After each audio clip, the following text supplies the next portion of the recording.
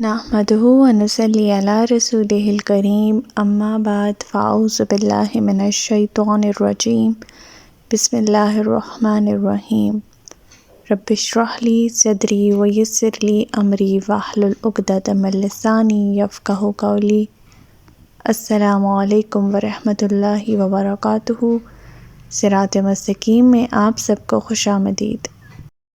پچھلے سبق میں ہم حضرت نوح علیہ السلام کا واقعہ پڑھے تھے، جب حضرت نوح علیہ السلام نے مومنین سے کہا کہ کشتی میں سوار ہو جاؤ، اس کا چلنا اور اس کا ٹھہرنا اللہ ہی کے نام سے ہے اور میرا پروردگار یقیناً بخشنے والا اور رحم کرنے والا ہے۔ وہ کشتی ان لوگوں کو لیے جا رہی تھی جبکہ ایک موج پہاڑ کی طرح اٹھ رہی تھی۔ اس حال میں نوح علیہ السلام نے اپنے بیٹے کو پکارا جبکہ وہ ایک کنارے پر کھڑا تھا۔ بیٹا، ہماری کشتی میں سوار ہو جاؤ اور کافروں کا ساتھ نہ دے۔ اس نے کہا، میں ابھی پہاڑ کی طرف جا کر پناہ لیتا ہوں جو مجھے پانی سے بچا لے گا۔ نوح علیہ السلام نے کہا، آج اللہ کے عذاب سے کوئی بچانے والا نہیں مگر جس پر وہ خود ہی رحم کرتے۔ اتنے میں ان دونوں کے درمیان ایک لہر حائل ہو گئی جس سے وہ ڈوب کر رہ گیا۔ پھر کچھ عرصہ بعد اللہ تعالیٰ کا حکم ہوا، اے زمین پانی نکل جا اور اے آسمان مزید پانی برسانے سے رک جا، اور آہستہ آہستہ پانی خشک ہو گیا اور فیصلہ چکا دیا گیا اور کشتی جودی پہاڑ پر ٹک گئی اور کہا گیا، ظالم اللہ کی رحمت سے دور ہیں۔ نوح علیہ السلام نے اپنے پروردگار کو پکارا اور کہا، میرا بیٹا تو میرے اہل سے تھا اور تیرا وعدہ بھی سچا ہے اور تو ہی سب سے بہتر فیصلہ کرنے والا ہے۔ ہمارا آج کا سبق آیت نمبر 46 سے لے کر آیت نمبر 50 تک ہے، تو آج کا سبق شروع کرتے ہیں۔ بسم اللہ الرحمن الرحیم۔ قال یا نوح انہ لیس من اہلک انہ عمل غیر صالح فلا تسألنی ما لیس لک بہ علم انی اعظک ان تکون من الجاہلین۔ اللہ نے جواب دیا، نوح، وہ تیرے اہل سے نہیں تھا کیونکہ اس کے عمل اچھے نہیں تھے، لہٰذا جس بات کا تمہیں علم نہیں اس کا مجھ سے سوال نہ کرو، میں تجھے نصیحت کرتا ہوں کہ جاہلوں کی سی درخواست نہ کرو۔ حضرت نوح علیہ السلام کی آنکھوں کے سامنے ان کا بیٹا غرق ہو گیا تو بہت زیادہ پریشان ہوئے اور اللہ سے التجا کی کہ یا اللہ، تیرا وعدہ تھا کہ میرے اہل کو تو بچا لے گا اور وعدہ بھی تیرا سچا ہے اور تیرا فیصلہ بھی سب حاکموں سے بہتر ہے، پھر اسے غرق کرنے کی کیا حکمت تھی؟ اللہ تعالیٰ نے جواب دیا، یہ ایک بدکار آدمی نبی کے اہل سے نہیں ہو سکتا، وہ ہرگز تمہارے اہل میں سے نہیں تھا، خواہ تو وہ تمہارا ہی بیٹا ہی تھا۔ دیکھو، آئندہ مجھ سے ایسا جاہلانہ سوال کبھی نہ کرنا۔ آیت نمبر 47۔ قال ربی انی اعوذ بک ان اسألک ما لیس لی بہ علم والا تغفر لی وترحمنی اکن من الخاسرین۔ نوح نے کہا، پروردگار، میں اس بات سے تیری پناہ چاہتا ہوں کہ میں تجھ سے ایسا سوال کروں جس کا مجھے علم نہ ہو، اور اگر تو نے مجھے معاف نہ کیا اور مجھ پر رحم نہ فرمایا تو میں تباہ ہو جاؤں گا۔ اب نوح علیہ السلام کو فوراً ہی اپنی غلطی کا اعتراف ہوتا ہے۔ آخر نوح علیہ السلام انسان ہی تھے، جو انہوں نے سوال کیا بشری تقاضے سے مجبور ہو کر کیا، لہٰذا یہ اتنا بڑا گناہ معلوم نہیں ہوتا، لیکن پھر بھی انبیاء کی کیونکہ تربیت ایسی ہوتی ہے کہ وہ چھوٹی چھوٹی لرزشوں پر بھی اللہ تعالیٰ سے معافی مانگتے ہیں اور ان سے چھوٹی چھوٹی غلطیوں پہ بھی اللہ تعالیٰ کی گرفت ہو سکتی ہے۔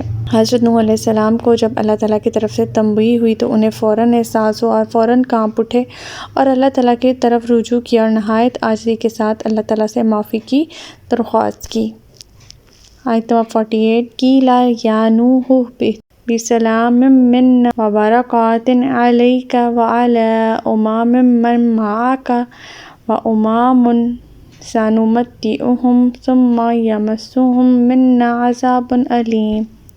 حکم ہوا، نوح، ہماری طرف سے سلامتی اور برکتوں کے ساتھ جو تجھ پر اور ان جماعتوں پر نازل ہوئی ہے جو تیرے ساتھ ہیں، کشتی سے اتر آؤ، اور ان کی نسل سے کچھ اور امتیں ہوں گی جنہیں ہم سامان زیست دیں گے، پھر انہیں ہماری طرف سے دردناک عذاب پہنچے گا۔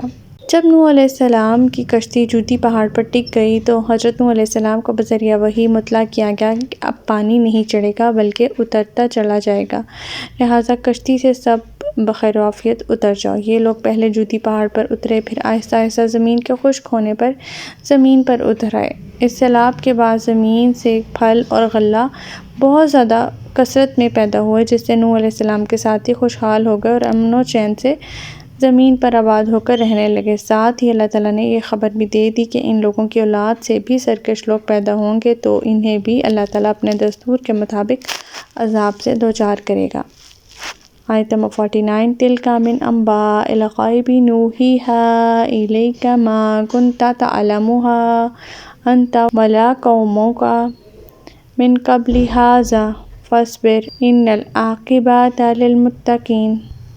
اے نبی، یہ غیب کی باتیں ہیں جو ہم آپ کی طرف وحی کر رہے ہیں، اس سے بیشتر انہیں نہ آپ جانتے تھے نہ آپ کی قوم، لہٰذا آپ صبر کیجیے کیونکہ انجام بخیر پرہیزگاروں ہی کے حق میں ہوتا ہے۔ نوح علیہ السلام کا زمانہ آپ صلی اللہ علیہ وسلم سے تقریباً 4000 سال پہلے کا ہے، اور اس دور کے مستند اور صحیح ترین حالات کی اطلاع دینا صرف اور صرف اللہ تعالیٰ کا کام ہی ہو سکتا ہے، اور یہ آپ کی نبوت کی سب سے بڑی دلیل ہے۔ دوسرا جو یہاں اللہ تعالیٰ فرما رہے ہیں کہ انجام بخیر جو ہے وہ پرہیزگاروں کا ہوتا ہے، ہم دیکھتے ہیں کہ حضرت نوح علیہ السلام کے ساتھیوں کا کیا انجام ہوا۔ وہ کیونکہ مومنین تھے تو اللہ تعالیٰ نے انہیں بخیر و عافیت اتار دیا، ان کا بخیر و عافیت معاملہ کیا۔